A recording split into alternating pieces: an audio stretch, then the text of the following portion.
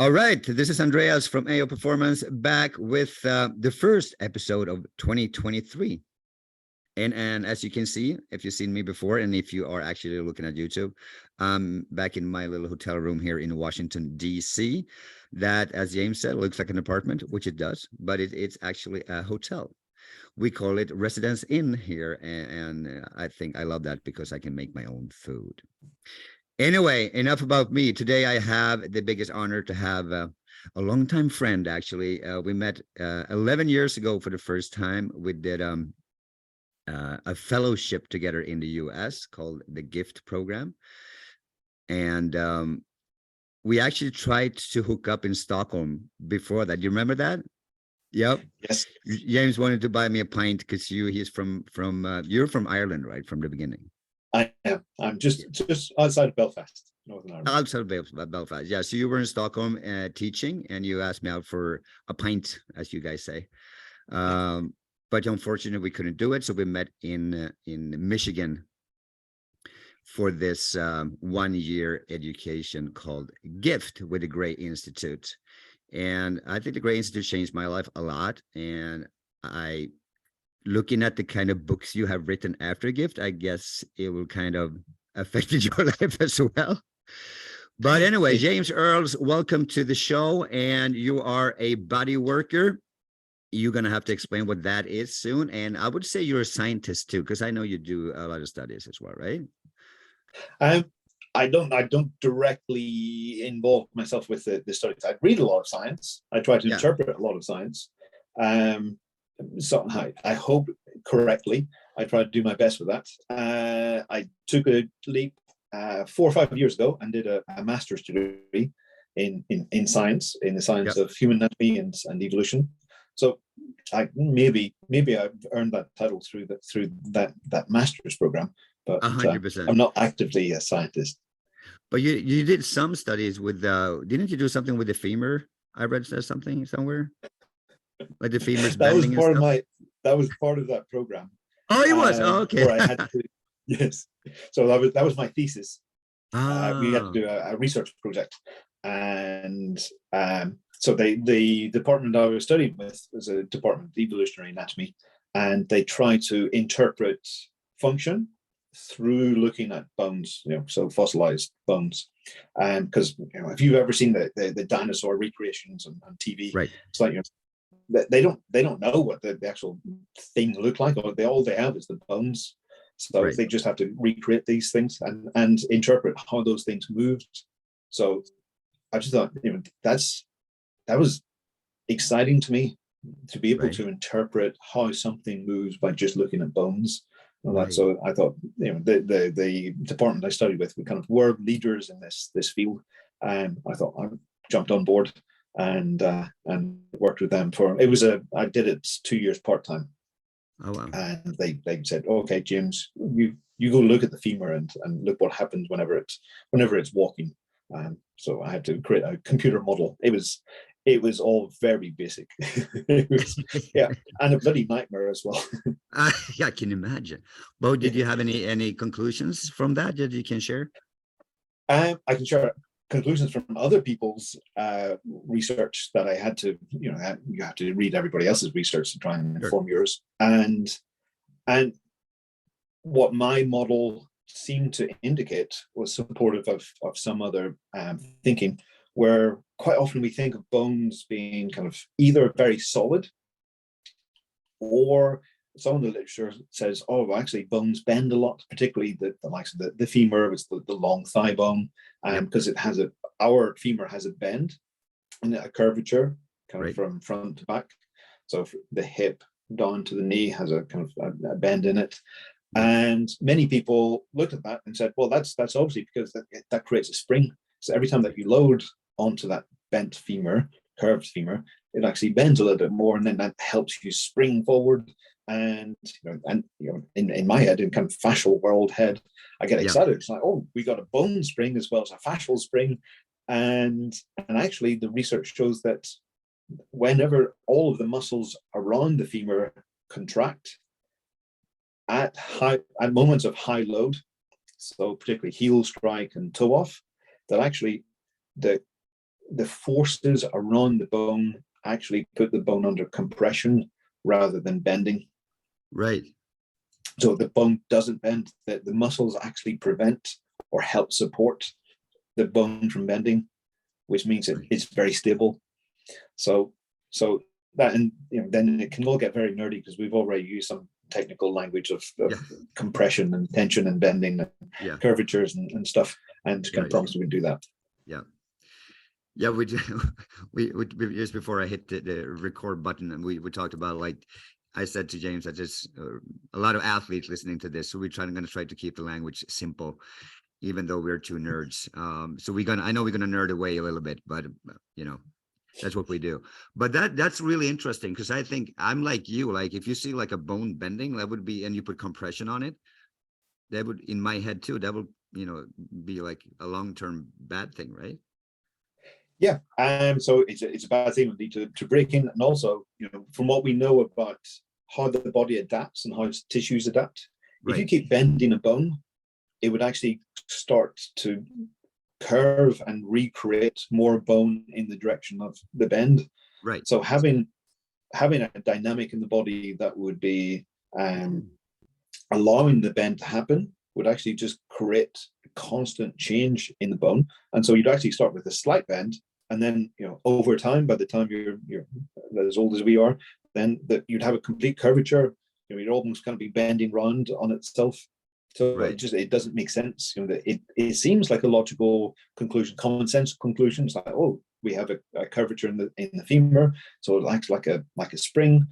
But actually, because of, and more terminology, Wolff's law, so the bones respond to the forces that act on it. And well, I would just put this into a cycle of just constant remodeling. So not only is it dangerous, but it would also be kind of non-functional. Right, of course. Yeah. So, what's the reason for that research? Because you said a heel strike. So you mean during walking and running, or just walking? But my research, the research that I've seen so far, has just looked at loading under repetitive walking. Okay. So it's research that was done in Germany, particularly. And then my research was just trying to replicate the load of walking, because that's easier in the literature, because then you don't get into the arguments over heel strike, midfoot, forefoot strike, running. Is it in front? Is it behind? Is it below? Is it, and all of the confusions of running. I think there's a pretty accepted, probably 99% acceptance that we walk with a heel strike to toe off. And it's like, and most people are happy with that. But as soon as you get into running, then all hell breaks loose of the right way to run. Right. You're so right. That's interesting. And so how do I know if I have a bent femur or thigh bone? Can you tell that by just look at me walk, or how as me as a practitioner or as an athlete, how can we know if I'm in the danger zone? If you're in danger, well, hopefully. So the curvature that I'm talking about is just the normal bone arrangement. So most humans will have a curvature within the femur, and that's just the natural setup. That's the way that our bone is adapted to the normal movement that we have. So it's not anything to worry about, to be concerned about. There are lots of anatomical variations, and there's a whole literature looking at that. So generally for most people, unless you've had rickets, which is very, very rare nowadays, or some other serious injury, maybe after a break that hasn't been set properly, then for most of us, this is not something to be concerned about. So this was my research was looking at the reason for the normal curvature in our bone, because we kind of think that the bones are about dealing with compressional forces. They're dealing with the every time that we heel strike, every time that we run, and so we think, or the natural kind of thought process be, okay, well then they're straight, so that would help deal with those forces more easily. But actually, no, there's curvature, and then that leads into the common sense. Well, then they must be acting like a spring. It's like, well, actually, whenever you look at the dynamics in the body, that doesn't make sense. So this then led into the ideas around tensegrity, Right. and that balance between tension and compression that has to be going on. I don't know. Did you explore tensegrity with Laurie? Of course. Yeah, I mean, I've been dissecting with Lori like, what was it, 4 times, I think, whatever, or maybe it was 5 times too. Yeah, so we talk a lot about tensegrity, and we can explain that a little bit later too. I think that's like when we're going to talk about running and like the tensegrity part of that and storing energy and stuff like that. But moving on a little bit of your introduction, still we got carried away right away, which is, I know we'll Sorry. we've been nerding away. We're gonna do that. So anyway, so we don't have to worry about the femur or the thigh bone. We're good. We have more stuff to be more concerned about. So I will call you an author as well, because you have written 2 books by yourself, right? Yep. And you have co-wrote a couple of ones too, right? Well, I co-wrote one with Thomas Myers, Fascia Yep. for Structural Balance. Right. And then I've contributed chapters or mini kind of segments Yep. for other books. I wrote a chapter You were for actually Robert Slipe. I saw your name in this book. Oh yeah, I'm there on the front cover somewhere. I know you are, and in the inside too. He's talking about you. So this is for you guys, if you're seeing this on YouTube, is this is a really good book. I guess you will also agree with that. Yep. This is Robert Slipe and John Wyke. Did you say Wyke? Wilke, I think. Wilke. Okay. Wilke. Fascia in Sports and Movement. This is a great. It's 600 pages. So it's heavy, but it's really good. And James is in this book. So if you just listen to this, the book is called Fascia in Sport and Movement by, you can just Google Robert Slipe and Sport and Movement Fascia, and you will get this. It's a great, great book. And James is in it. So, and as I said, you have another book called Born to Walk. Yes. So, and that's more like going back to when we were both studying movement science. I remember first time getting in touch with the Gray Institute, and he was talking about the foot, because I had to stop playing hockey because of injuries, and people were telling me that I had a weak core, and I'm like, I can back squat 220 kilos. I'm a pro hockey player. I don't think I'm weak anywhere, right? Doesn't make sense. But my mom always told me that I was walking so hard on the floor. Like, do you have to walk so hard? I'm like, this is the way I walk, you know? So I asked people, like, could it be my feet? That is the trouble, that I have back problems. And they kept going, no, it's you have weak core. I'm like, whatever. Until I met Dr. Gary Gray.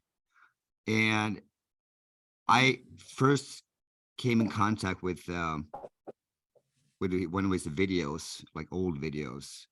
I think it was called like the train and the track. It was like the patella femur problems.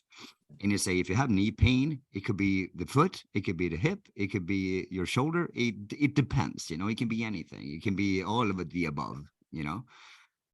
And so it took me, I don't know, maybe almost 10 years before I got into that big program and studied movement science when I met you.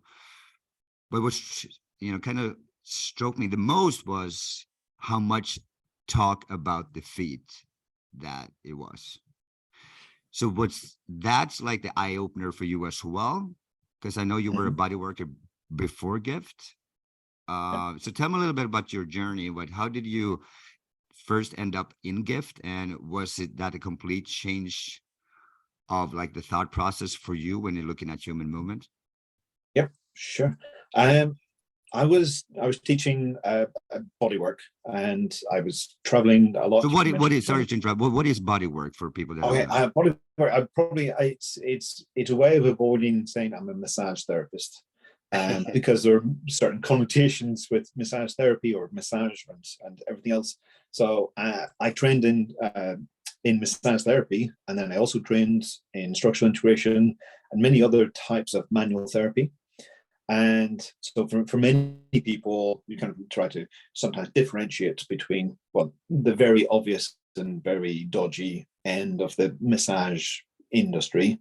And then sometimes we, you know, as a structural integrator, I would feel we do different techniques. We have different ideas and different approach to kind of the general massage therapy. So I use a very generic body worker. I'm somebody who works with bodies, Right. which can mean Makes sense. everything. Although Americans tend to get confused. It's like, so you work with cars? It's like, no. It's like, you fix dents in cars. Well, I do that for people. Exactly right. Yeah. So I was teaching a certain approach to bodywork around Europe, and this is a kind of classic story that's stuck in my head. I don't know if it's absolutely true, but I was teaching a workshop in one city, and I said something, and somebody in the audience said, "Oh, that sounds like something Gary Gray would say." I thought, who the hell is Gary Gray? It was in my head, but we had a conversation, and it was very enlightening. And the next weekend, the same thing happened. I was like, "Oh, wow. Gary Gray! I've heard that name before, but still don't know." And the next weekend, the same thing. Somebody mentioned Gary Gray, and it was probably over 6 months, but it was a relatively short period of time. Right. And eventually, after the third time, I went back to my hotel room and Googled, who the hell is Gary Gray?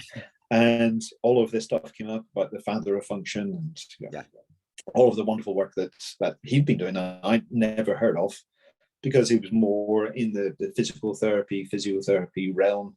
I was more in the massage therapy realm. And what he was talking about just seemed to kind of make sense. And I had a free weekend, and I thought, well, I've never been to San Diego, so I popped over, and I sat in the kind of classic American hotel conference suite, and listened to Dave and Gary talk about the chain reaction, and when the foot hits the ground, everything changes. And I went, wow, this is stuff that I've never heard of being explained, certainly not explained in the way that they were explaining it. And it made complete sense in the continuity of the body, the integrity of the body, the way that, not only when the foot hits the ground does everything change, but, if you turn your head to the right, everything changes. If you lift your arm above your head, everything changes. It's like, it's again, going back to the kind of the tensegrity, everything connected story, which was part of the story that I'd been teaching, but just with a different language. And so then that was, I think, October 2011.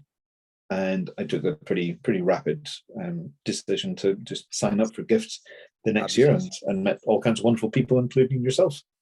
Thank you. Yeah. So my follow-up question to this is, because I waited 10 years before I signed up, and you waited 1 month. So that's the difference between you and me. But when you were when you were teaching, and they compared, like, oh, I heard Gary Gray say that, was that about feet, or was it like the whole body is connected and everything is connected to everything, and it's a chain reaction? And or was it, were you into the feet already, or was that the Gary Gray that opened up the eyes for the feet? We were certainly talking about the feet, but not with the depth and understanding, and certainly not with a functional approach. So we'd be looking at how to balance the feet, making sure that the feet are kind of structurally correct, in a correct position. Because the bodywork, as I was teaching it back then, was very static. It was very postural analysis based, and very out of context. Right. I would not say, it was like, well, it doesn't kind of pull over into the understanding of what actually happens whenever we move. And that was something I didn't even know that I didn't know until coming across. It's like, oh, actually, people have this wonderful, highly developed language and understanding of how to approach movement, how to manipulate movement, and importantly, how to describe movement. Right. And through the whole system. And we were talking about the whole system, but from a postural balance point of view. Right. And it had its own power, it had its place, but it didn't have the same depth as I was craving by the time I did a little bit more research about Gary and his work. Yeah. So yes, we were talking about the foot, but not with the real understanding of the mechanics. No, for me, I come from pretty much only like the personal training world, and for me, it was just like mind blowing. I'm like, what is this? Mhm. And I guess that's why I waited 10 years, because what I did, I bought. I think he had like 60. I mean, six zeros DVDs. Um, so I had a client who maybe had knee problems. So I went home and I watched the knee video. And he said, oh, it may be the foot. So I went back home and watched the foot video. And then, oh no, it's the hip. So I went back and I watched the hip video. And I did this so many times. But still, I Mhm. waited 10 years. I don't know why. But it was supposed to happen because I wanted to meet you, obviously. Yeah. Well, Right? I'm glad you waited. I'm Yeah, me glad I too. didn't. Exactly.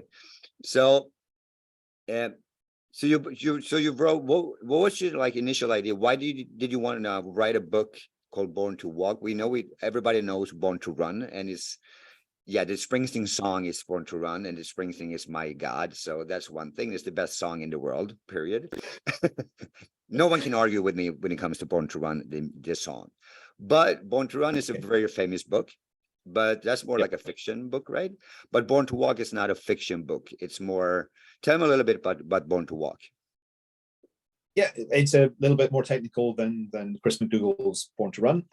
Born to Walk was my desired title, but I didn't want to call the book Born to Walk because of the Born to Run stories and associations. But the Right. publisher insisted, and I actually didn't have to bend my arm too much to go with that. I think it's smart. Yeah. So I'm happy, but Good. I do kind of feel a little bit apologetic towards Chris. So it came about because of that first workshop that I did with Gary and David, where I turned up. Chain Reaction was back in 2011, and I actually found myself getting frustrated because I sat in the audience and they talk about when the foot hits the ground and the calcaneus and the navicular and the talus and the tibia and the fibula and blah blah blah all the way through, and it was bones and joints and bones and joints and bones and joints, and I'd come from a world where the conversation was always, it was fascia.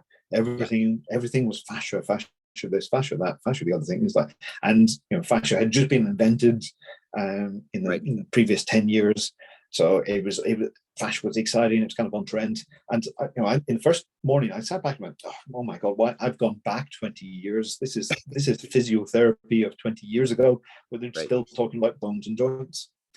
And at no point that I remember, at no point during that workshop, 2.5 days, did they actually talk about fascial tissue. Nope. And I found myself first getting frustrated, and then starting, as they built the picture, I was like, oh, am I allowed to swear? Of course. Oh shit, everything that they say about the skeleton and so the bones and the joints fits perfectly into the fascial story that I've been telling. And it was from that. So Born to Walk was kind of born on that weekend of going, okay, well, actually, I can see the arrangements through the body, because I've been speaking kind of soft tissue anatomy, and then they kind of help put that final block in place of the bones. I went, oh, okay. And when you put it all into function, then it's like, oh, now we have a reason for the soft tissue patterns in the body. And I've been soft tissue patterning that had been my specialty, I suppose, for the previous 10 years. So well, actually, it all fits together. And the fact that it all fits together should be obvious. It's like, well, we work.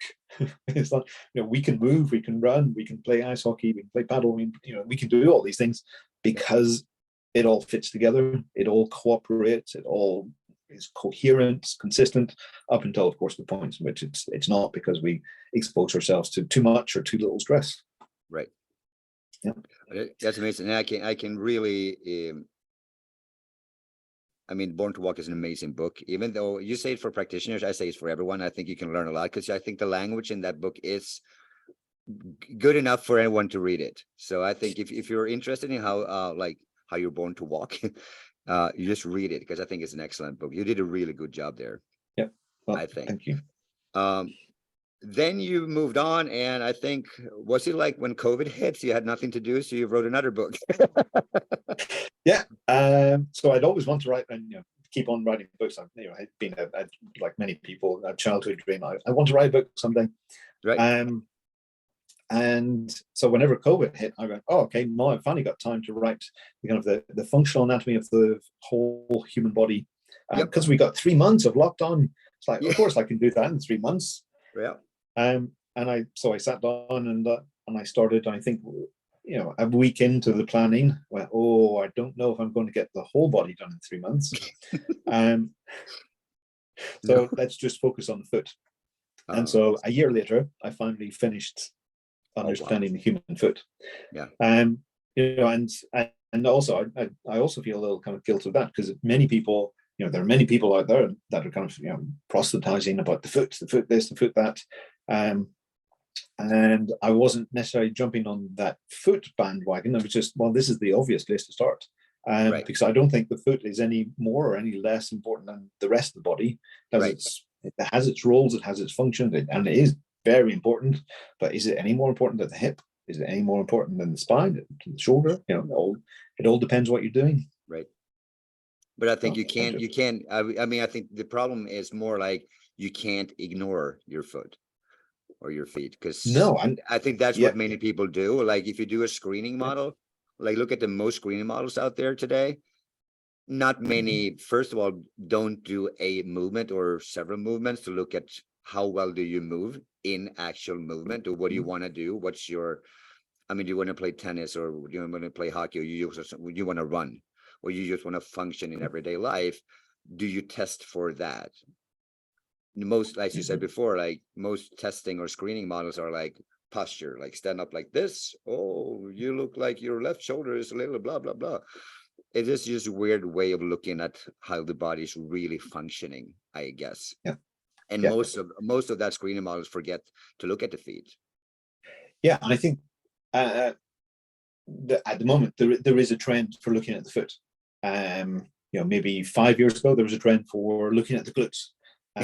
And you were saying about some of your diagnoses of 20 years ago, you were having problems because you were diagnosed by many people for having a weak core. It's like we go through these trends. It's like, well, it's like the fascia was invented. The fascia wasn't invented 20 years ago. We didn't invent the foot 5 years ago. We didn't invent the core 20 years ago. We didn't invent the glutes 10 years ago. These things were always there. And it's just the kind of the searchlight comes on to those areas. And then suddenly everyone is being diagnosed with, oh, you've got a weak foot, a weak glute, a weak core, a weak something. Right. And it's, I think these are wonderful things to go through. I also get frustrated by them because we get so carried away with it's all about the foot, or it's all about the glutes, or it's all about, it's like, oh, well, yes, these are important, but we need to put it all into context. Yeah. Yeah. And it depends on so many other things. Yeah. And it's like, and isn't it interesting that you're always weak somewhere? We can always blame something, right? Yes. Yeah, it's the foot. It's the foot. Because I remember me as well, like after gift 2, I was always like, oh, it's the feet, it's the feet, it's the feet. Oh, look at that foot, look at the foot. I was sitting at like outdoor cafe looking at people's feet, like, oh, look at that guy's walking, And I mean, that's, I guess, everyone that's gone through some kind of course or education or whatever in human movement will, have been through this too. And I think that's normal. But again, because I like what one big reason I wanted to talk to you. First of all, I want to, before I forget it, I want to thank you, because I'm right now in Washington, D.C. working with Nick Backstrom after his hip resurfacing hip surgery in June. And he actually had his comeback game on Sunday, which was huge and unbelievable rehab with his whole team. Of course, it's not just me, and he's done an incredible job to get back on the ice. He's actually the first NHL player ever that's coming back from that kind of hip surgery. So that's huge. But why I want to thank you is back in 2012, when I did this movement science gift program and you were in my group, you opened my eyes to fascia. Yeah, because I never heard it before, because I was a muscle guy. So you came from fascia and hands-on manual therapy and body work and all that. I came from biceps and hockey, elite sports. So for me being, because I was actually too at the Chain Reaction seminar in Chicago at 2011, and I was blown away because I had never, yeah, I was thinking about the feet because my own feet were so terrible. Mhm. But I would never in my head make the connections that the feet were that important for me to actually function. And looking back at my feet now, I can see I was like supinated, which means they're going out when I'm standing still and when I walk, which means when the feet are supinated, they're pretty rigid, which means that's one reason I was so strong in back squatting, right? Um, one of the reasons. But for me as a muscle guy, and for you as a fascia guy, meet the biomechanical father of function, Gary Gray, it was just my world just opened up. And then when I met you, and you start talking about fascia at the gift program, and you actually got your own group, right? Right. So you were teaching us. You were actually a student, but also a teacher in the program because you got your own kind of online group there for us nerds that really wanted to learn more about fascia, right? So I was Yeah. really listening to you, and I thought it was so logic because everything that's, as you said minutes ago, it was so everything made sense. What Gary Gray said made sense, so much sense. You can't argue with that. It makes so much sense. What you said about fascia made so much sense too. And because you were working, as you said, with Tom Myers at the time, I Googled him and he has written a book called Anatomy Trains. And I read that one. And then he had like this dissection course in Tempe, Arizona. So I went down there to dissect with Tom Myers. And that opened up like a whole new world for me with the fascia. And this is, yeah, over 10 years ago. And since then, I'm like, wow. But because I'm coming from muscles and then the biomechanics and then the fascia, I realized everything is important. You can't, I still love muscles. I still love the biomechanical part of it. And I still love fascia, but you can't, I mean, we have muscles, still have muscle guys in the world, in our industry today, like critics and people like that likes to hate. That says that fascia is there's no such thing. It's just idiots that believe in that and they hate that word and blah blah blah. And then we have like, and they just look at the EMG kind of research when, oh, this is a muscle and this is so much force and blah blah blah blah blah. And then we have fascia guys that hates the muscle guys instead of just kind of, come on, everything is connected to everything. You can't have one without the other. And I like the approach you have that, you have to look at everything. So, but just to wrap up the thank you thing here, I thank you so much because without you, maybe I would have found fascia later in life, maybe because I'm a nerd and I'm always looking to new things. But you helped me so much and get that started. And I've been working so much with fascia treatment and fascia training and looking at that and getting away from the static screening, the static training, and I only train with like movement loading. I don't even, I have my own place in Stockholm. I don't even have a barbell, you know. I still train one of the best trained athletes in the world, and it's amazing how it works so well. So thank you, James, for that. Thank you for introducing me to fascia, and thank you for being you, and thank you for your wonderful books, and thank you for being on the podcast. Well, thank you for all of that. I'm blushing. But yeah, it was an honor to be there, and an honor to experience the generosity and kind of taking it back to David, David Tiberio. They were so generous and open in just going, well, these are the stories that we have. And and I had a slightly different story coming from the Thomas Myers and the anatomy twins and the bodywork background. And there was an acceptance and a tolerance and an interest and an excitement for bringing those elements in. And I think I was on that cusp, because they did really start to bring in a lot more of the understanding of fascial tissues and in the soft tissue elements. And then Lenny mentioned was also at the forefront of that. and really helping incorporate, because I think it's quite a different gift and quite a different story that they have now compared to when we did it back in 2012.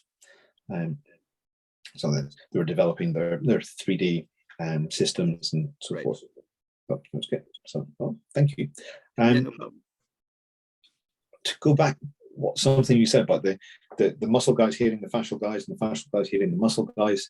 I think that it's so sad. I always go back to, again, so much my references go back to Gary Grains, but let's look at the truth of movement. Right. I just go, well, my response to either of them hitting on the others is like, how do you, take something in your hand and throw it across the room? It's like, how do you throw it?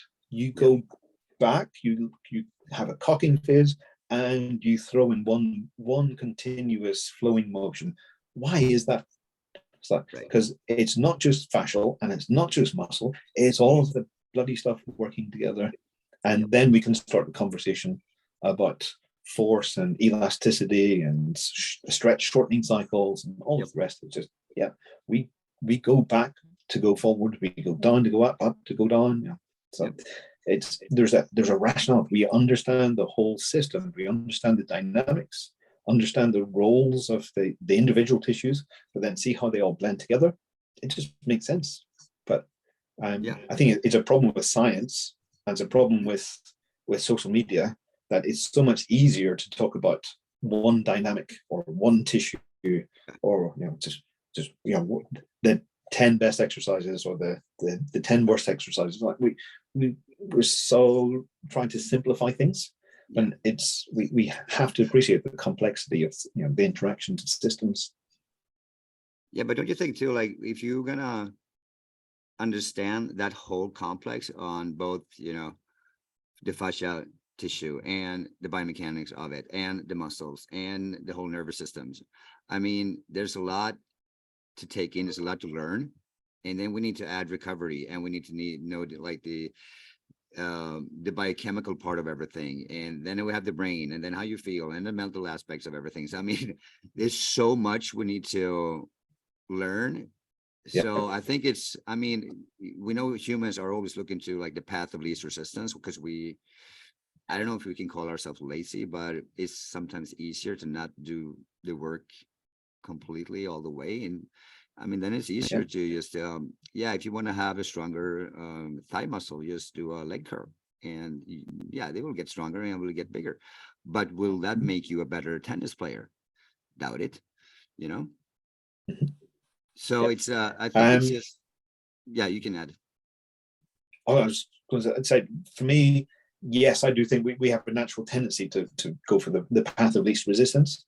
And I think we have a lot of resistance to the education about the muscular system, the skeletal system, the fascial system, the nervous system, the brain system. So I think it's generally taught so badly. And again, going back to what I've already quoted, Gary Gray's thing, it's just the truth of movement. Let's start with what we do know. Let's start with movement, and start with the question of, how do you move? And they're like, why? I'm like, okay, well, we do it this way. And then we can start to talk about the myofascial system. We can start to talk about, well, why is it that your elbow, your shoulder complex only move in certain directions? They're not omnidirectional, they have limits. Then we can talk about the bone arrangements, the joint arrangements. And if we start from the macro and work in, it makes more sense. I think anatomy is generally taught from the micro. We started with the bloody cell. So I'm bored. I don't give a shit about the cell. It's like, knowing about the cell is not going to make me a better body worker, from day one. It's like, but we spend hours looking at the mitochondria and the nucleus and the DNA, and it's like, I've got nothing to connect that to. Particularly as an adult, if you're coming from athletics or any kind of movement, sport, and give me something that I recognize, and then show me the importance of understanding the bits, and I can make those attachments, I can make the connections, as opposed to starting from this boring, the cell, and this is a muscle fiber and actin, myosin, and this is ATP and the Krebs cycle. It's like, it's meaningless. And there's the expectation that if I keep building up this big picture, if I keep giving you all of this complicated Latin, Greek, and chemistry and whatever, somehow if I throw all that at you, you'll understand how we function. Like, really? And in the anatomy world, it's like, in bodywork world, we don't have a clue how we move. No. Because we started our education from the little bits. Yeah. As opposed to what particularly Gary and David do, kind of let's look at movement. Let's just look at all of the variables and be happy in that complexity. So it's like so you mentioned it a number of times that it depends. It's like it depends on all those variables. Like, that's fine. That's the world I live in. I am exposed to all of those variables, so changes in temperature and speed and power and so forth. It's like, I know that. I can experience it. It's real. Right. And I think, sorry, for me, the way I look at it and the way I work with it is I try to simplify it with, let's say, okay, James, you come to me with, you want to play tennis. And then I want to see how you move in those kind of directions and the speed and everything that tennis will, do for your body, so to speak. Well, do you have the range of motions for the shoulder to do a tennis serve? Have you your arm above your head more than 2 times for the last 20 years, right? And when we have the sport in Sweden that's exploded over the years now called paddle, and we have people going there that haven't moved pretty much at all in a lot of years, and then they are out running and the Achilles tendon is boof, and they do 2 hours of this, and oh, my shoulder hurts so much, oh, I got a frozen shoulder, it's just, I'm like, I wonder why, because so for me it's just, you come to me, okay, and I ask you, what do you want to do? What do you mean? What do you want to do with your body? What do you want your body to be able to do? I want to do this. Okay, cool, let's test you for that. And as they move, I look at the foot, I look at the hip, I look at everything and how well everything moved together. And when you do it that way, it's not that hard to see. I got my Molly, my daughter is 8. I would promise you, if I asked her to look at someone that moves really bad, she would see that. And that if it's that obvious, it's probably something wrong with it. Right? Then we need to address it. And then we can go down to a nerdy level and say, okay, what if you have pain in your knee? And then maybe we need to know the function of the foot and the function of the hip, and to really recognize, okay, what is the cause to the symptom, right? But for most people, just looking at how they move for what they really want to do with their body, that's enough. What do you think about that? I'm with you. We need to see where people are starting from. What's their end goal? What are the demands of the sport?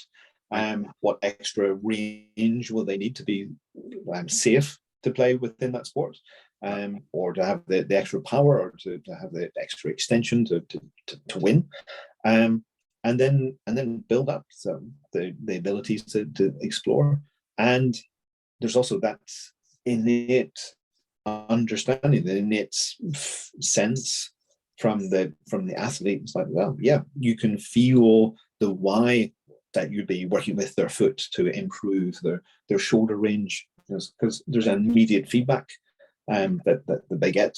And it's, as a practitioner, I know I that ability was actually taken out of me because of the way that we were taught anatomy. So this is shoulder day. We'll talk about the shoulder. We explore all the shoulder. We do all the orthopedic assessments for the shoulder, and they're brilliant assessments because they don't assess anything else in the body. They just assess the shoulder.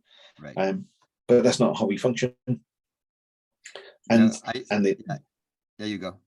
Yeah, the normal unanatomy trained individual in the street has a much better sense of the continuity of their body. It was only a few years ago that I realized I had a memory of me trying to, do you remember that shaky kind of period where you just learned to ride the bike? You were still a bit wobbly. Yeah. And I remember getting confused. Why I got particularly wobbly whenever I turned my head to look over my right shoulder. I'm like, but why are the handlebars moving whenever I turn my head? Right. Like, I remember kind of working out. It's like, oh, it's because my arms move whenever I move my head. It's like, I don't know, I was 7 or 8 or something. You know, but then I started learning anatomy, and that understanding, that appreciation was just lost.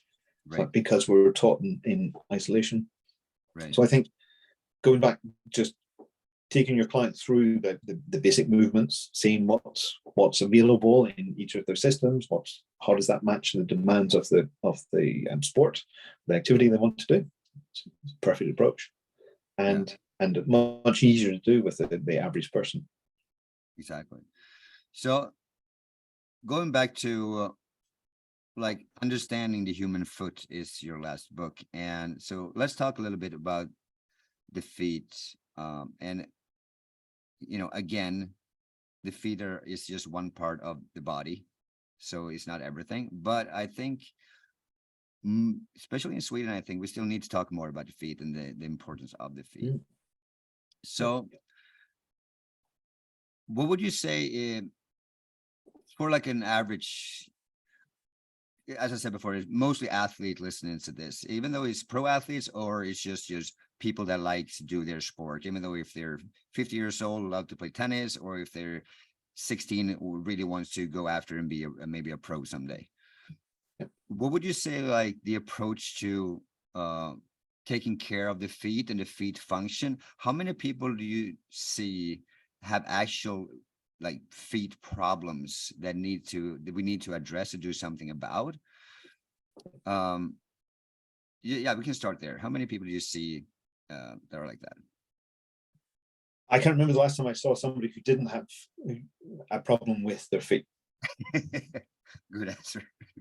So, but I'll put that in context that the foot is such a complex area. So, it's the classic 26 bones or 28 bones, depending how you count them, 33 joints, and the 100 million soft tissues and all of the proprioceptive endings. They are a really busy area of the body. Yeah. So with that many joints, with that many soft tissues, it's not 100 million, but there's a lot of soft tissues in there.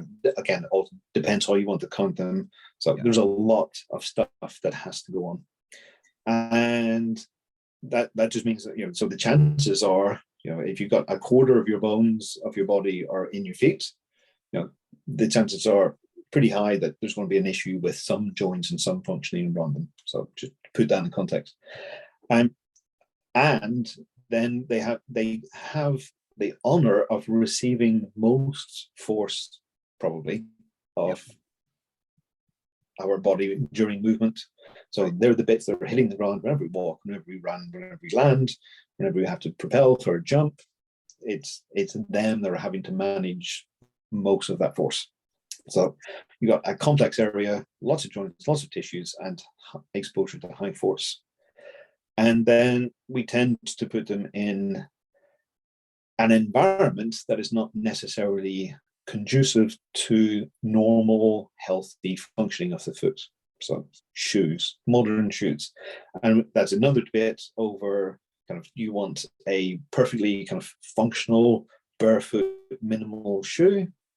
And do you want a perfectly functioning, healthy foot? Or do you need to put your foot in an environment that's actually going to enhance your performance? And those are two related and complex questions, because your ice hockey players will not perform very well on the ice in minimal shoes. No. So barefoot skates. I don't think that. Maybe that should be your new invention. It's like you can retire in a couple of years, right? Yeah, possibly on the fallout of all of the injuries that you have to deal with. Right, and then you got one shot on the bones, and you will have not 26 bones. You will have 1 million bones. So bone pieces. So with all of that, then it's an area that's just going to be prone to injury. Because of its architecture, because of its function, because of the environment that we put it into. And then we put it in an environment and put it under high load. particularly with sports performance. So I think that's why there's an epidemic, and I think this is a brilliant phase that we're going through over the last 5 to 10 years of it's like many people looking at foot in the way that we had looked at the glutes, in the way that we had looked at the core. It's like this is brilliant. This is necessary, and we're going to learn a lot as we go through this phase. And I hope that many more practitioners will have a better functional understanding of the foot as we go through it, and not just pile into the social media led kind of panic stories and simplifications. And so if anyone's thinking about, okay, well, how do I manage my foot? I think the first thing to do is find a well-trained functional trainer, functional podiatrist, anyone who has a good, solid understanding of the complex mechanics and able to put it into context of the performance that they want to do, whether it's ice hockey, basketball, American football, whatever it is. Right. Each of those will have a different demand on the foot with a different environment because of the different shoe or boot that they're wearing. So I think that's essential. Yeah, so that's huge. And then we can recognize right away that I think, I mean, if you look at sports, and I mean, just take running, you come from a flight phase when both feet are in the air and you land. Most of us land on the forefoot when we run fast. Talk about demand, right? Talk about like high force. When you come from like you jumping up in the air and landing on like half of your foot. I mean, that's a no-brainer that something can like easily happen if the foot is not properly functioning. So what can one do? So let's say I don't know if there's an easy answer, but probably not, but for like athletes out there, even though they have a hobby to do sports, or there are a young athlete that in pro sport or in sports, or a pro athlete, whatever. Because I have like every morning I have a habit. I have a little ball that somewhere around here, obviously, whatever. And I roll my feet every morning for like a couple of minutes to start the day with. I do that every morning, and I use do you know floss band? Yeah, I use a floss band around my foot, ankle, Achilles, because we know, like we've seen it in studies now a lot, and I think becoming more and more studies about like the dynamic fluids in our body and the fluids that are outside the cells. And the older we get, the more they kind of dry out, which kind of puts us in a place where you get easily injured. So I feel like that's a really good start for me in the morning. Would you say that's a good thing to do for like everyone, or doesn't, like if you're 16, you don't have to do it because you have so nice fluids anyway? Or do you need to start at after 25, or is it just good to create a good habit when you're young? Always good to start habits, good habits whenever you're young. Stay away from the bad ones. But you're 16, so enjoy life, but not too much. Right. I think yes, it's absolutely. So the floss bands, the ball rolling, and there's a continuum for tissue type. So some of us are naturally, some tissues or feel as if they're stuck at 16. It's like it's brilliant. We're so fluid and so adaptable and so mobile, and some 16-year-olds can feel like they're 65 whenever 100%. You feel their tissues. And so you can have 65-year-olds that feel a 16-year-old tissue, right. and right. vice versa. And so there's no universal prescription. So it depends on your tissue type. I mean, very, very loose with it, the 16 to 65. It's just some of us are stiffer, some of us are more fluid. So the fluid types tend to need more strengthening exercises. So maybe less of the ball rolling, less of the flossing, and more hopping, skipping type exercises. More heel rises and so forth to strengthen the system. And the more stuck, what Robert Slipe talks about, the Viking type. Yep. The more heavy muscular, soft tissue dominant, stiffer, northern Scandinavian idea. I.e. hockey players. Yeah, possibly. Those that put on muscle more quickly and Yeah. kind of stockier would benefit from more of the mobility. So it's that mobility to stability spectrum. So if you're on the more mobile side, think more of this strengthening. And if you're on the bulkier, stiffer side, then think more of the mobility exercises. And you might have your own insight into which type you are. But I think it's best to have an informed second opinion, because we all have our biases, because the stretchy types tend to just feel better for stretching more because it feels good. And the bulkier types just love to go to the gym and pump some iron. And that's the prejudice, and that's the good habit that we fall into. Yeah. So I would encourage anyone to kind of just have a second opinion, say, okay, so where should I spend more of my workout time, or my exercise time, or my own maintenance time? Right. With that, and I think I love that, because it's I found out when I started to read a lot about elasticity and elastic recoiling, like springy tissues and all that, because I was watching, okay, how can I get my athlete to get even faster? Because elite sports are getting faster and faster. I'm like, okay, so how can I get them faster? And I'm like, okay, track athletes are the fastest guys on the planet. Just like the 100-meter runners. So what do they do more than sprint to get faster? And why are they fast at sprinting?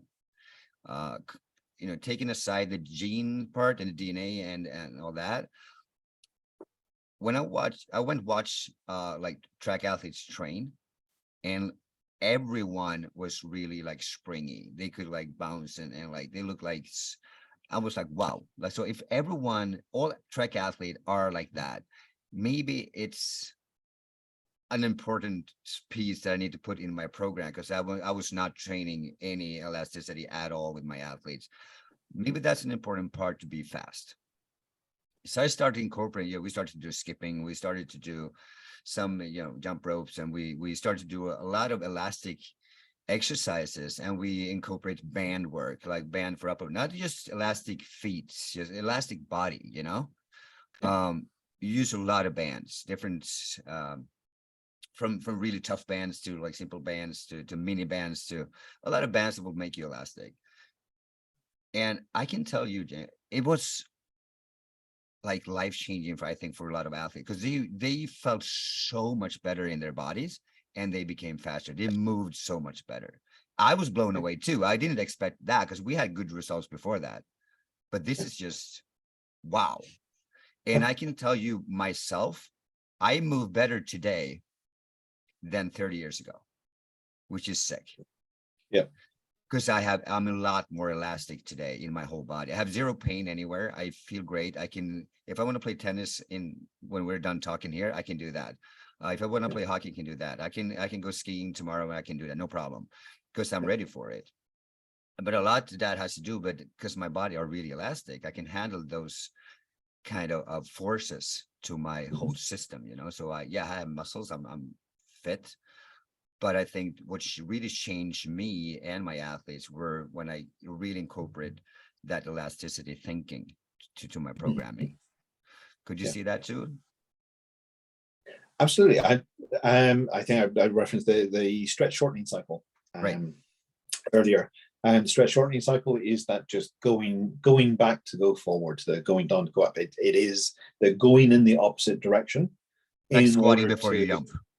Yeah, it's natural. It's something we just learn as kids. It's like, oh, I can throw this paper ball further if I kind of take my hand behind my shoulder a little bit and kind of get a little bit of extra power, force, range, something. And and there are many dynamics within that. And this was again going back to that muscle versus elasticity. And it's a almost a free energy. It's a free dynamic. It's like we don't need the extra muscle to get that extra of force as a kid. But if I have a little bit more bulk, then yeah, of course I get a little bit more force and power into the throw.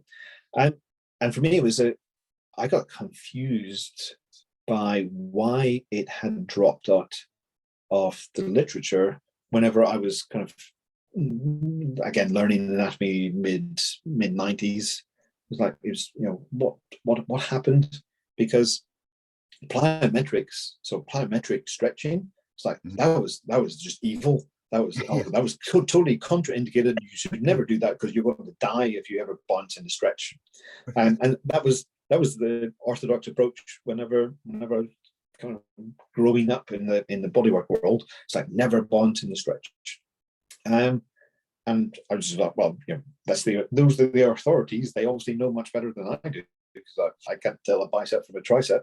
And then I started hearing about fascial stories, and then started looking at kind of the efficiency of human movement. And Robert Slipe, who you mentioned about the fascia and sports book, started talking about elasticity of human movement. And I started doing a little bit more research. So I'd like comparative and evolutionary anatomy, and realized that almost all of the literature looking at tendon elasticity was done decades ago, 60s and 70s. But they looked at kangaroos, they looked at bush babies, they looked at wallabies, they looked at everything other than humans almost. There's a little bit in running, there's a lot in horses.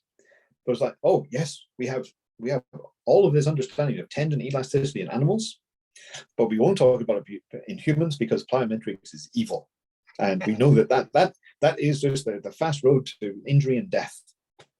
And thankfully, we've got a much better understanding of plyometric type exercises using bounces and recoils, and a much better understanding. Finally, we kind of come out of the muscle-based story into, this stretch shortening cycle, they're putting a little bit of elastic load onto the fascial tissue, has many benefits for the movement strategy overall. It benefits the muscle force output, benefits timing, and it benefits just from the extra output from the tendon stretch. It is able to recoil. So, and all of that style of movement also helps with that hydration that you mentioned before. It's like using the kind of loose bouncing. It's like we're just getting fluid pushed in and pushed out and pulled back into the tissue. So we're getting fluid exchange. It's just there's so many benefits to that style of training, and it was because of the muscle bias that we lost it. Right. I think so. We had a couple lost decades. But thank God it's back, and I mean, again, I could not believe the result when we start doing that, and I can't believe the result with myself either. It's like I feel so good today, just by incorporating that kind of training in my world. And of course, I'm getting more trustworthy when I'm speaking about it because I've done it myself too, right? It's unreal. And so going back to like the kangaroos, they use like the elastic recoil, and that's why they can jump so far. Because I think researchers looked at, do they have like more fast twitch muscle fibers? They didn't. They don't have big enough muscles to jump that far. So there have to be something else, right? Yeah. And we humans have the same kind, right? So that's why we can jump like long jump. What the world record is, 895, 8 meters, 95 centimeters, almost 9 meters, which is pretty far too for a human being to jump, Yeah. And I think you're all on spot when you say like plyos today, because we do plyos like the old traditional plyos with like muscle jumping, and we do it with bouncing as well, like elastic recoil. We do both because I think you need both. So we can't forget the muscles, we can't forget the fascia. We need to understand both worlds. And anything to add to that? I think there are so many people I know that just have trained themselves in movement and explored movement, and there are many athletes that have their own kind of well-honed sense of themselves and what feels right during training. And many indigenous, so there's kind of a whole trend of looking at indigenous populations. they just move beautifully because nobody's told them how they shouldn't move or how they should move. And Right. our science has gotten in the way. It's like we've had these stupid stories of no plyometrics and just do your squats and do everything else, and they will help you sprint or cycle faster. It's like, no, the science has gotten away because we haven't gone back and just like, okay, how do we move and how do we move better, smoother, with more efficiency? And to hell with the anatomy stories. Yeah. Let's just look at movement. Let's look at how we move, how we can increase power, and then let's look at the exercises that could go into enhancing that. And to hell with the anatomy. It's like, but let's do that experiment, and then let's understand the anatomy, and let's understand the muscle force output. Let's understand the fascial elasticity, and it's almost like the experiment's already been done. We're alive, and we have very well performing athletes. Right. We have very well performing indigenous populations, and we should be starting from those points, not from the research labs. It shouldn't be the research labs dictating to us how to move better. We should be dictating the research labs. This is the research that you should be doing. Right. But then we're going back to like, it's really, really, really hard to do a study on human movement because you need to study like all the systems at once. And that's tough, I guess. Yeah. We got the wrong model of science. Yeah. Or at the moment, a limited model of science. Well, we'll get there, hopefully. But going back to the foot, because we talk about the elastic recoil, so having like elastic feet are great, obviously. So how can we? Doesn't matter, like the classic question that I get, and I understand that you will get a lot too. Doesn't matter. You touched on it a little bit, but more. Because I try to wear like 3 or 4 different pair of shoes every day. I try to, do one pair in the morning. I do one pair when I run. I do one pair I change after afternoon. And because my feet are pretty rigid, so I need a lot of movement in my feet to have them healthy. And now I'm working with this, so I know this. But what can like an average person out there do just to, when you're looking at shoes? Is it better to walk, like, let's say you're a server at a restaurant, is it better to have running shoes on, or is that bad? Or, I mean, how should they think? Yep. You want a simple answer? I want the solution. Yes. So I think, well, to change the story a little bit, in the last 10 years, sitting has been the new smoking. It's evil. It's bad, and we know that we should change our work environment during the day. So it's fine to spend some time sitting. It's good to spend some time at a standing desk. It's good to spend some time reclining in bed and doing some time. That's where I do a lot of my writing, hotel beds. And there's nothing wrong with any one of those environments. It's being stuck in any one of those environments for too long, repeatedly every day. So it's the same as training. It's about exposing our systems to different stresses. And I don't mean stress in the bad sense. I just mean different force inputs, different environments. Yeah. And it's the same with the feet. And so in the same way as we had sitting is the new smoking, we're all going to die because we sit for too long. We could, to some extent, we could say the same story of of our feet, because, well, our feet are dying because, not literally, but they're dying in terms of function because they're stuck in the same environment all day until the end of the day when you take the shoes off and relax, depending on the shoe that they're in. Right.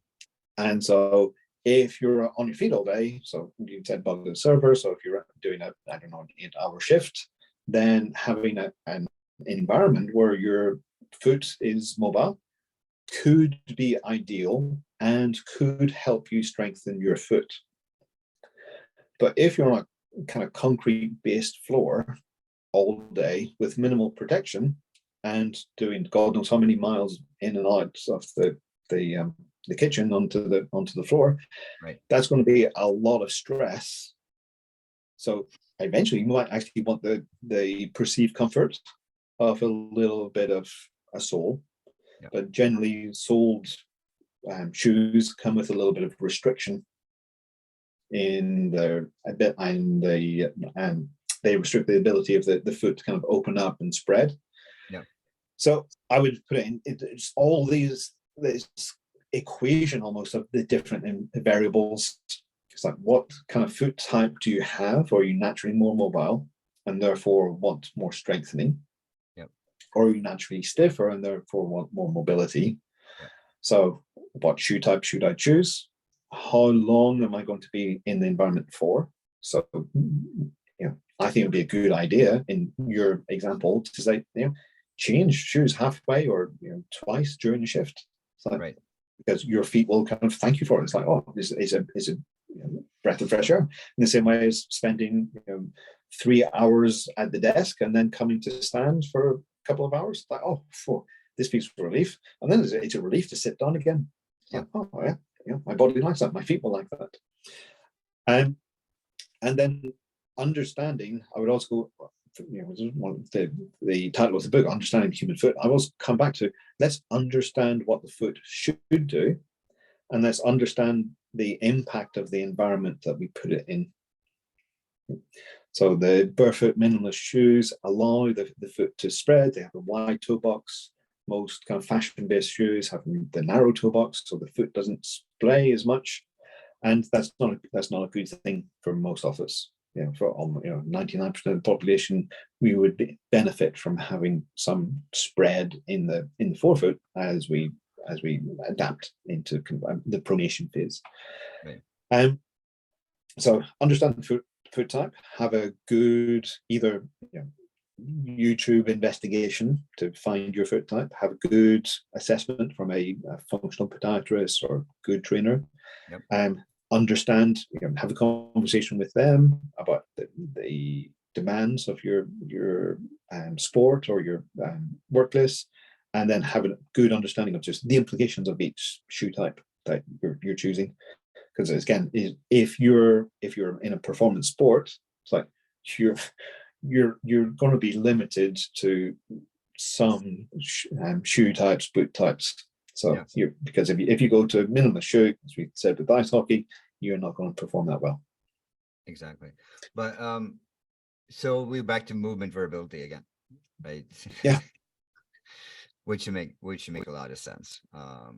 Don't do too much, don't do too little in between. We have a Swedish word for that, which is great. It's called lagom. Don't do too much, don't do too little, do like in the middle. We actually have a word for it in Sweden. It's Swedish. Lagom. Lagom. Logom. Lagom. LA with 2 dots. Nope. No dots. No dots. Simple. I'll have to write that down. It's like be the new thing. Right. Oh, so another question I know people I know people would have about the feet is when you go to a shoe store, many people hear, oh, you pronate too much. I think that's the most common one, because feet like I have is more rare. I think they're a lot more common that people hear that they are too much pronate. They have too much pronation in your foot. So first of all, what is pronation? Simply explained, and then should one be worried about pronation and that I pronate too much? So pronation is it's a normal reaction, a normal function of the foot. So it is that the foot goes from some, let's say, from neutral. It opens up in response to lots of mechanics. It's either because of striking on the floor, whether it be a forefoot, midfoot, or a heel strike, doesn't really matter. It can be a response to just a turn from the upper body. So you've got your feet on the floor and you just turn. One foot pronates, the other foot supinates. And pronation is often related to kind of flat-footedness and supination to a high-footedness. But I think over-pronation is kind of like weak core, weak glutes, not firing glutes. All of those myths, the sciatics, the piriformis syndrome, the psoas, the whatever. We get the industry gets carried away sometimes and over diagnoses. Yeah. So if you have, so the first thing is, if you've been diagnosed with overpronation, first, you probably don't. No. Find somebody who is properly trained in foot mechanics, and don't panic. You're not going to die of overpronation. And it's all relative. It's all about, it's kind of there's a logum between pronation and supination. There's a happy middle point. So I would say everyone should pronate and everyone will supinate to some degree. And that depends on the natural architecture of your foot. And it depends on the environment you're in, and depends on the loads that you're putting it through. So if somebody's just watched you walking and give you a diagnosis of overpronating, then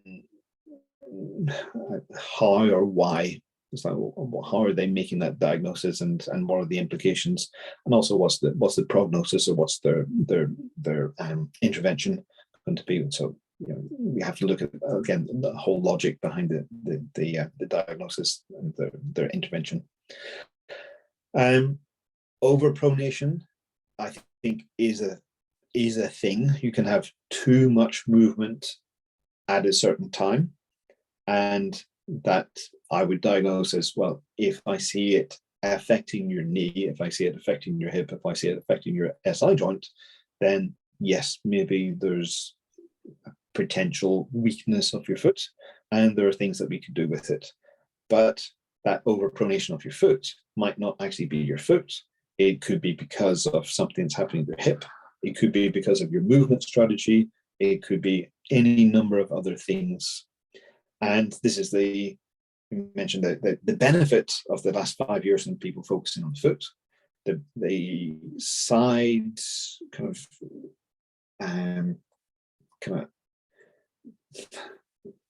other flick of the coin, or the other side of the coin of that, is that it becomes oversimplified. Many people think they understand the foot by understanding the foot, but actually you can't understand the foot unless you understand the hip and understand the knee in between. Yeah. So if you've been diagnosed with overpronation, we need to check everything else that's going through the system. So is it because of your shoulder? Is it because of your neck? Is it, it could be your sphenoid. It could be anything in your system. Sphenoid's a deep bone in the skull. Yeah. So I would go back to, I want to be properly assessed. I want somebody that understands. So somebody's gone through the GIFT program, to kind of give them a plug. Somebody that's done a good functional training.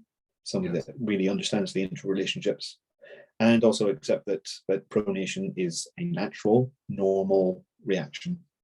Right. Does that help answer? Oh, that's a very good take home for everyone. So I think, so next time one will go to a shoe store and buy some running shoes or just make sure they're comfortable, right?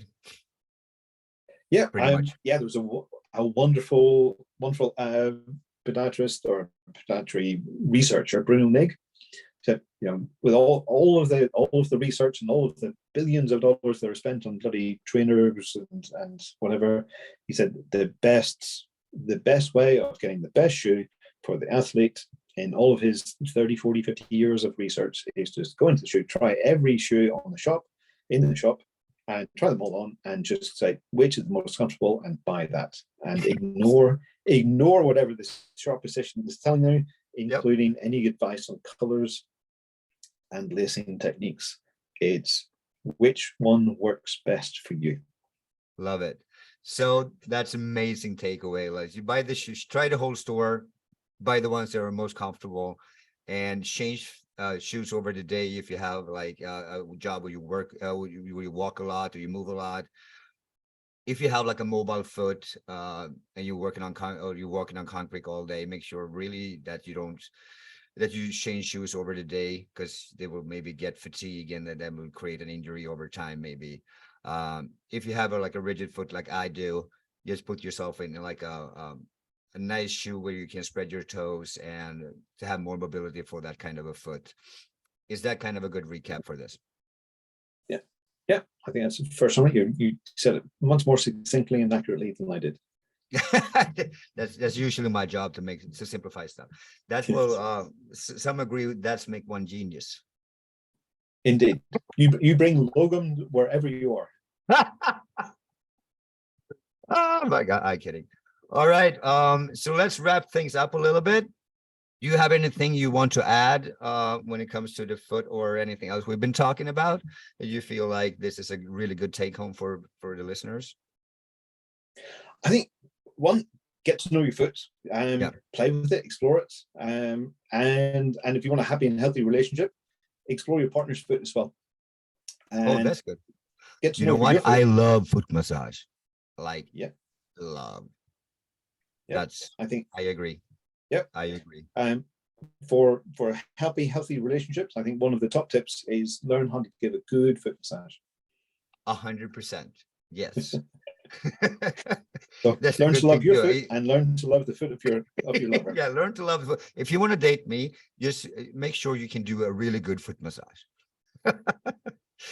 um that's been amazing. It's so much knowledge here. We hopefully we can talk soon again, because we have so much to talk about, and I'm so happy we did this. And I'm gonna put your books in the text so people can buy them, because I think both books are, I think I understand the human foot. Like first, I kind of scared you in the beginning before I hit the record button. I'm going to ask you a question that was kind of. So you've been Oh yeah, nervous for an hour now, right? yeah. I forgot about that. Yeah. Well, that's good you forgot about it. But it's like no, it was just a funny question. It's just like this. So here's the question: why write a book about feet? Because it's just the nerds like me that's going to buy it. You're not going to become a millionaire by writing a book about feet. Am I right? Yes, you're right. Yeah, I'm far from being a millionaire. Yes. No, I'm kidding. Um, I wish the whole world would read it though. So I hope you're going to become a millionaire because people need to read this book. It was just a joke. I think this book is really, really good for anyone to read. Would you say, like, if one would choose between Born to Walk or Understanding the Human Foot, if they're not a practitioner, they just like an athlete or you want to understand the foot more, which one would they start with? I would start with Born to Walk Born to because Walk. Okay. it's more general. It puts the rest of the body into context. And to come back to your question about why write a book on the foot, Yeah. I didn't start writing the book on foot. Right. I wanted the whole body. Yeah, you But wanted the whole body. it had to focus on something. And what I tried to do in that book, is to explain the principles to understand anatomy. So you're absolutely right. It is about the foot, but what I've tried to do is put in as many principles about movement and function so that the rest of anatomy makes a little bit more sense. So, and particularly that the chapter on kind of fascial dynamics and the skeleton and just looking at form and the interaction. So I did try to get kind of a big picture into just the foot. But, I love it. I mean, actually I love the human. That's the last book too, the Understanding the Human Foot, and I actually gave it to. I've been helping an alpine skier for the U.S. ski team, Nina O'Brien, with her rehab after she crashed during the Olympics, and her medial maleo just was outside the skin, so the bone was outside the skin, inside the ski boot, so it was bad. It was a bad injury. Yeah, so we're doing her rehab and it's been great. She's actually skiing right now. She's back competing on the world level in World Cup, so it's absolutely amazing. So when we first had this return to snow in a thing in September, I brought that book. We met in Brussels, and so I brought that book so she can read about it, and she loved it, so she stole it. So she still has it. No, she didn't steal it. She just forgot to return it to me. But no, she liked it too. And so she's an athlete and she likes it. She enjoyed it. She learned a lot about her own injury because of reading that book. Yeah. So I think you just read it before you get injured, so you understand what to do before you get injured. You know. Yes. Cool. I like that approach. I think everyone should buy it and then lend it to somebody who is equally forgetful, and it doubles the sales. And maybe eventually I'll become a millionaire. Yeah, but you know what? If you become a millionaire, you know what the good part about that is? That so many people are aware about their feet, and they will feel better, they will move better, and have a better life. I hope so. right? Well, Indeed. James Earls, thank you so much for doing this, and hopefully I talk to you soon again. Until then, again, thank you for Good pleasure. introducing me to the world of fascia and everything. And thank you for being humble enough to not to talk about the muscle people or the fascia people or the anyone. Like everything is connected to everything, and we need everything. And I 100% agree with that. And I don't hate anyone. And I love this. So thank you so much. Thank you, Andrea. Thank you. I It's would- been a I would- pleasure. Thank you. I'll talk soon. Take Okay. care. Cheers. Bye-bye. Bye.